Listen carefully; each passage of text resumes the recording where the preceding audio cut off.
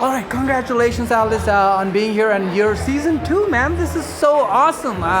Tell me how excited you are, not just as an actor there, but also that you get to play this part that you created. Now take it forward. How does it feel?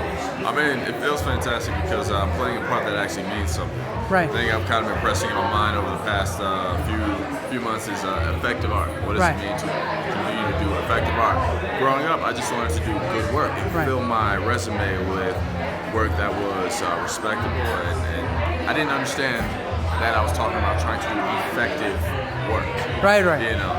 So this particular job, it kind of hits all those buttons for me, and I'm just grateful to be a part of it. I'm glad we're still rolling. So last time you were telling me how it's also sensitive and painful to go through some of those things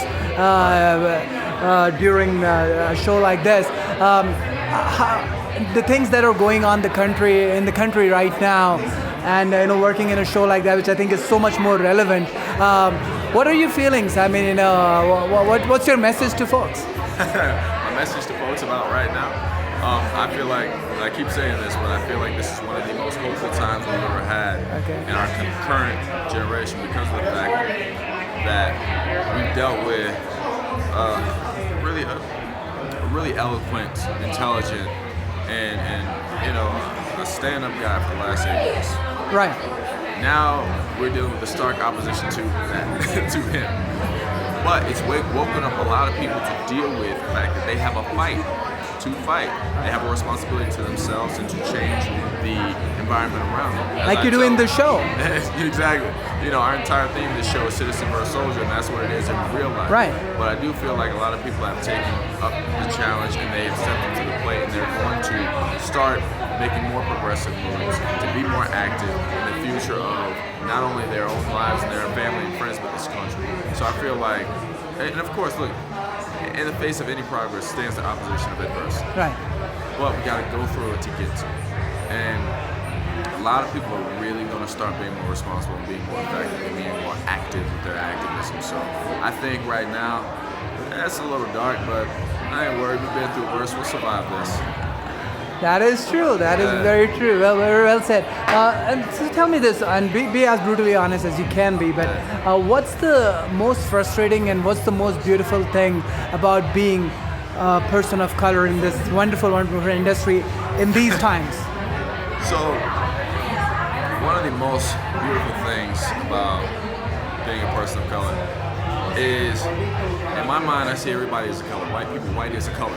I'm an artist, I'm a painter. People say I'm a minority. There's no such thing. Minority with the root word being minor means small. I'm not small in any way. Not in efficacy, not in influence, not in power, not in intelligence. I'm not small. And that's what I want people to start understanding. Look at yourself as huge. Look at the effect that you have worldwide. And that's the beautiful thing about this, because this is the root cause of a lot of discomfort. Why is this so effective to make someone uncomfortable? Why is this so powerful to make someone change the way they see life? Does this have that much power? When I'm just a human being, I'm just a man, just like anybody else. I think there's so much beauty in this. That's why there's a lot of fear attached to it, but there's also a lot of respect and confidence attached to what I am. So I walk in that light because I don't walk under the guise of stereotypes or whatever everybody else may think in a negative way. One of the most frustrating things about being black American is the fact that I always have to deal with being a black American.